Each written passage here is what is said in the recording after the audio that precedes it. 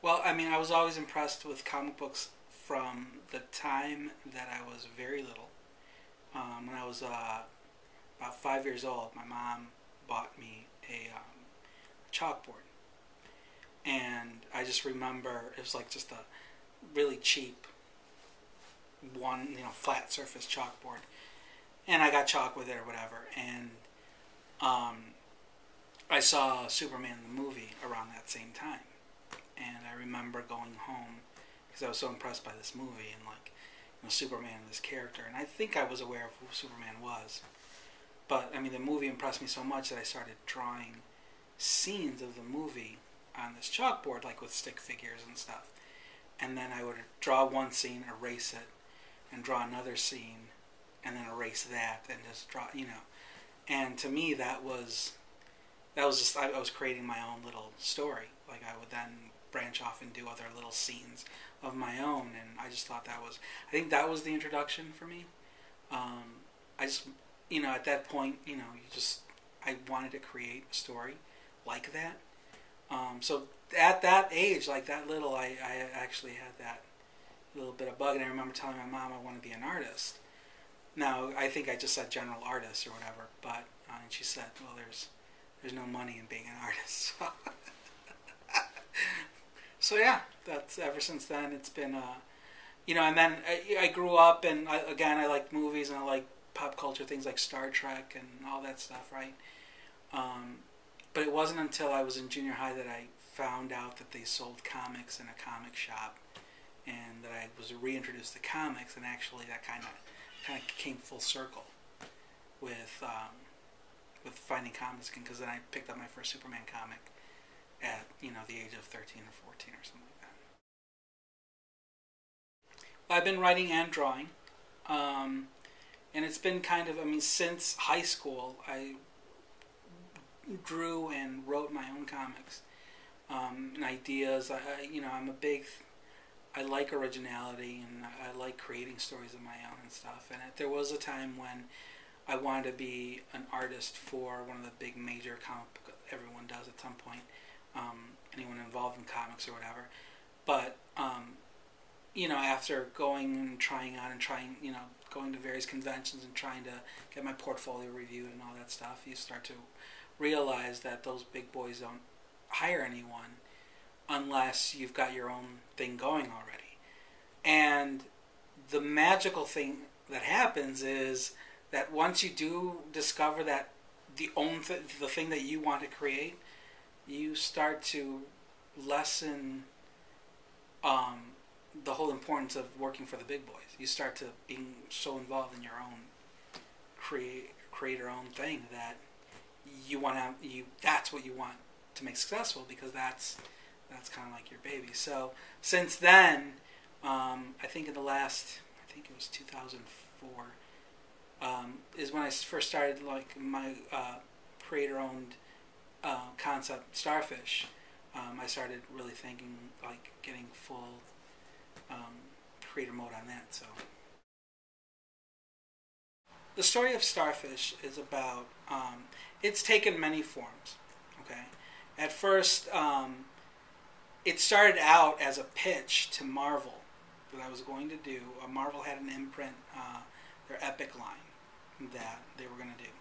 And they kind of said it was like they open the floodgates, and it's like your idea on any Marvel character you wanted, and as long as they were second tier characters, and they invited you to make a pitch about one of their characters in a story, right? So I liked Rogue. Rogue is my second favorite superhero of all time, after Superman, and I wanted to create.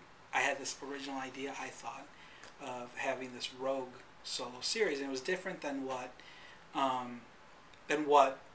the character is now. But essentially, she had the ability to suck up anybody's psyche and powers and all that stuff.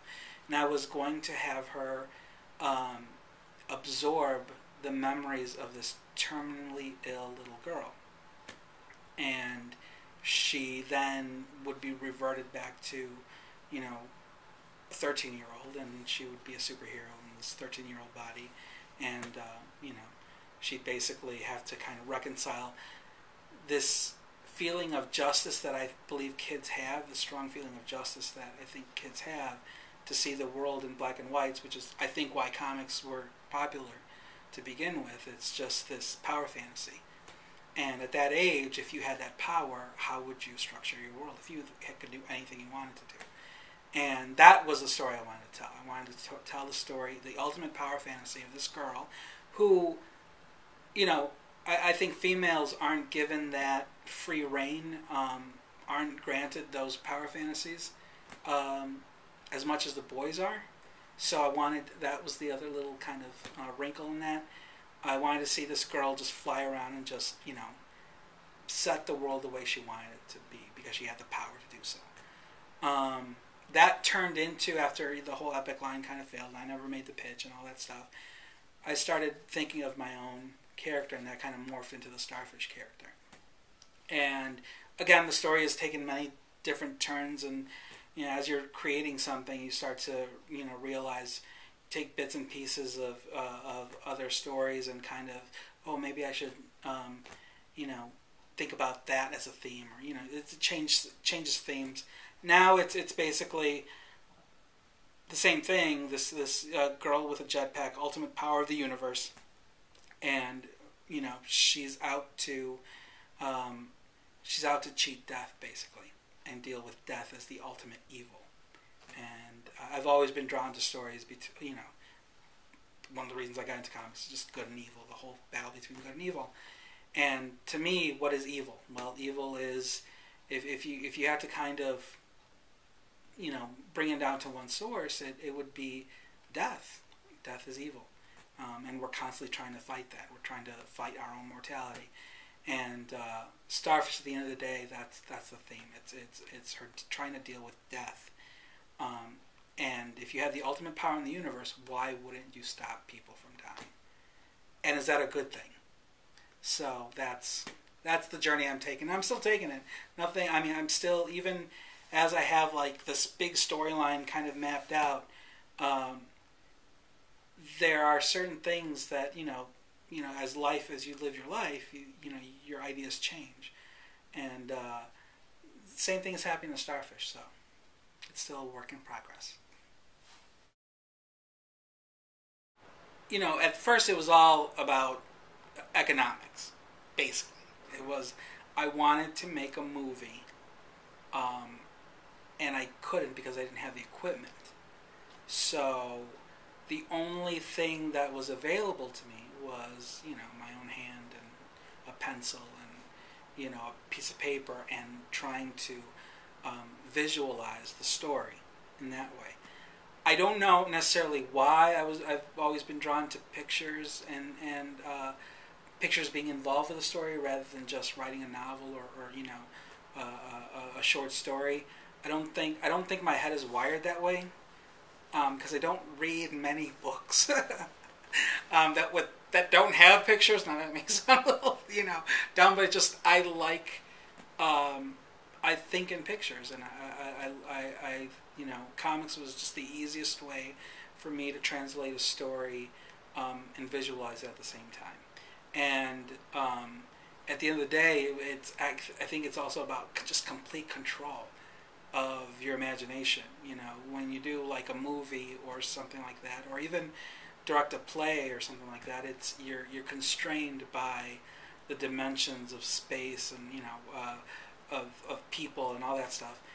When you're a comic artist, you can, you know, any little scene you visualize, if you know how to draw, you can, you know, you can make a picture of it, you know, and you know, you're not as constrained by money as much as you are in other media.